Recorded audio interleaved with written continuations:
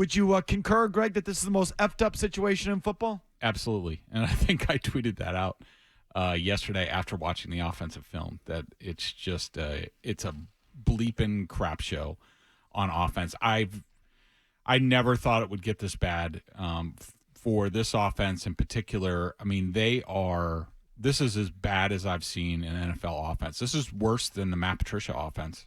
It certainly is. And, the reasons for it, it's hard for me to put a finger on it. It's a rough watch. I mean, this is basically what they're doing at this point, trying to get Mac Jones going, is they are going to Zach Wilson Jets level offense, and maybe even worse. It's like the worst of the Jets and the Matt Canada Steelers offense, married together. And it's awful. It's quite clear that the coaches have no answers on how to get more production on offense. It's in complete disrepair. Mac Jones at this point he's not even close to the same player that he was at any point. And I think we said this after the Colts game, that I thought he was broke. It's over. Sit him, move on, get to next season with him, or whatever you're going to do in the offseason. It's just, at this point, it's completely broken. Can you give me an example? A play or a sequence of plays that stands out, or a player that stands out when you talk about just how bad it's gotten? Well, Can you give me just a sample? One of the biggest things is this receiving core. And, I mean, look, the whole thing is a mess. If they might block one play well, and then Cole Strange completely whiffs and on a block, and Mac throws an interception. But, just the receivers, the routes, the precision, the timing. There was, when Bailey Zappi took a sack at one point I think it was in the fourth quarter, Tyquan Thornton and Ramondre Stevenson almost ran into each other. That's what the stuff that we saw last year. The Devontae Parker early on, third down. It's the incompletion that they had on third down, I think, on the first drive of the game. It's Devontae Parker is X-ISO. There's 4 receivers on the other side of the field. There's one cornerback way off of Devontae Parker. There's one middle of the field safety. He has to shade sort of where the Patriots have, 4 other guys, just in case the Patriots run a little screen there. And it's a basic play. This should be a layup for 98% of NFL offenses. But there's 2 problems on the play. Number one, the cornerback, I forget, number 22, he's one-on-one with Devontae Parker. He knows he doesn't have, any help at all. If that is a dangerous receiver, that cornerback is backing off, getting ready. He's afraid he might blow by me and it might be a touchdown. There is zero fear in that cornerback that Devontae Parker is going to run by him. Rightfully so. And so what does he do? He sits on the route. He waits for the in cut. And guess what? Devontae Parker stumbles coming out of his cut. There are other things where, Demario Douglas, that third down where Mac threw it sort of out of bounds, that was actually a good ball. Demario Douglas, it was a little holding, what have you. I don't know if he ran that route right. I mean, just the way I watch it, this seems like, at least on film, the dumbest receiving core that I've ever seen in the NFL. I mean, and I don't know if it's coaching. I don't know if it's the players. I think it's a marriage of both. And it's just completely incompetent at this point. And look, I'm not absolving Mac Jones of anything.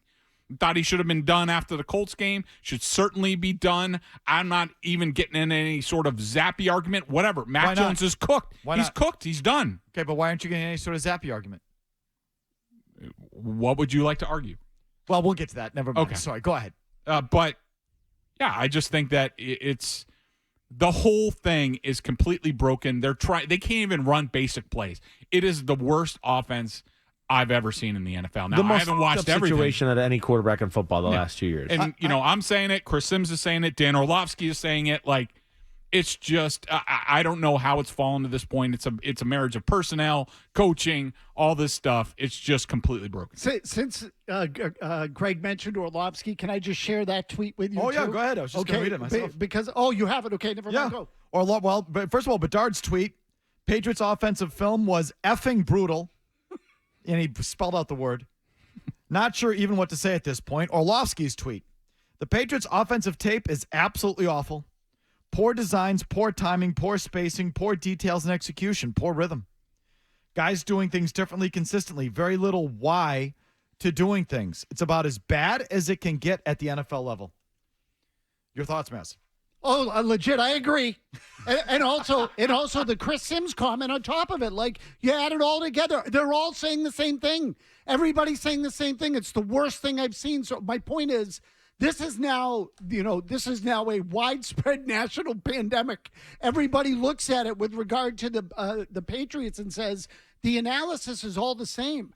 And that comment that we played from Sims, where he says, what was it? A coach that is how did he phrase it with the most effed up situation in football the last 2 years. But he also said Mac Jones has a coach that doesn't believe in him or something. Something like that. Like, Sims is kind of a Belichick guy. Like, that's a bad comment to hear. Okay, basically it's a Big Boy Tuesday, State of the Team. Your thoughts at 617-779-0985. Joe Murray in our update studio. Joe, who are we leaving out of this analysis? The guy who took full responsibility today for the problems, Bill O'Brien. Took full responsibility, said the issues were his.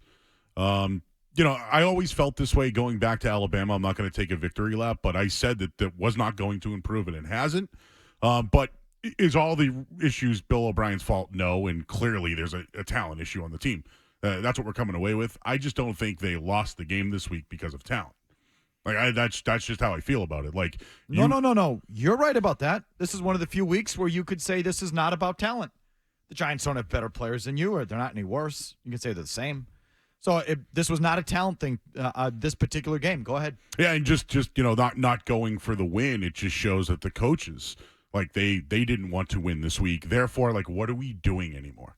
Like, what are we doing here? I know there's a show to do every single day, but not naming the quarterback. Not going for a win. Now you have the Chargers, who Bill Belichick has beat twice, and Justin Herbert. And, their coach is now on the hot seat. So let's go back to Bill O'Brien. Here? Let's go back to Bill O'Brien. So did we just totally miss the mark on this guy, Joe? Yeah, so they put up 40 points a game at Alabama. And if you watched it, there was a lot of issues around. I'm sorry, this year or a year before. Now, he had Bryce Young, as we know that. He was the Heisman Trophy winner. But that was all Bryce Young and their receivers and players. Look what Jalen Milroe is doing this year with Alabama. I know they struggled against Auburn the other night, but they won the game. They went for the shot at the end of the game and won it. And it could potentially win the game. All I'm saying with Bill O'Brien is his play calls around the red zone, him running the ball 7 times in a row and then throwing it, caused an interception last year with Bryce Young in big games. It's happened consistently with Mac Jones. And then the whole Bailey Zappi thing, this is not a pro-Bailey Zappi comment coming from me. He's never believed in the kid, and that's on him. That's on Bill O'Brien. He never believed him. Does he know the system? Who cares? He just never gave him an opportunity. Mac Jones got ruined because of Bill Belichick. Bailey Zappi got ruined because of Bill O'Brien. Greg Bedard, your response. My response about Zappi is he never earned anybody's trust. I mean, he wasn't good on the practice field all summer. He is not an NFL quarterback. I mean, that we're even talking about him just shows more about Belichick's personnel failings on offense. Bill O'Brien, I mean, look, I'm not going to fervently defend him. I'll just say that, in my time covering the league, covering the Patriots, when Bill O'Brien was here, they went to, another level with, really good personnel, Gronk and Hernandez. I mean, that 2011 offense carried the team to a Super Bowl when they had nothing on defense. In Houston, I just know from what I observed, they were competent offenses, crappy quarterbacks, mostly crappy personnel. He got Deshaun Watson to play at an unbelievably high level, the highest level he's ever played at in this league. So what's happened here? Why isn't that translated? If he did a good job here and did a good job in Houston, which I don't agree with. I mean, which I don't disagree with is what I mean to say. I think he did good, competent jobs, both here with great personnel and in Houston with, inconsistent personnel. Why is it gotten so bad with him here? How come if you're asking my personal opinion, it is the personnel is atrocious and the coaching staff is atrocious. I mean, he only brought in one coach with him, Will Lawing, And between Hunter Henry and Pharaoh Brown, you would say those are probably two of the best players on the team as far as knowing what to do. Every other position. So you're saying he brought his tight end coach? Yeah, he brought his tight end coach, and the tight ends are playing well. I mean, even Bill Belichick put Gesicki as a wide receiver a couple weeks ago, so I put him with the wide receivers. Gesicki blows. Everything else is just it's crumbling. I mean, what they should have done was, okay, Bill O'Brien, you want to come in? You pick your coaching staff. Who do you want at offensive line? Who do you want at receivers? Who do you want at running back? Like we're gonna really try to get this fixed. And of course, Belichick doesn't do that. You know, he doesn't want to invite anybody else that he doesn't know. He picks, you know, players from, you know, coaches that he knows, and then his assistant coaches. He's like, who's close? Oh yeah, Patricia. Yeah, you coach offense. So what you're saying is they didn't give O'Brien enough power. I don't think so. I mean, not to give a real shot, a real opinion on this is his operation. I just see personnel and coaching failings, and there's only so much an offensive coordinator can do.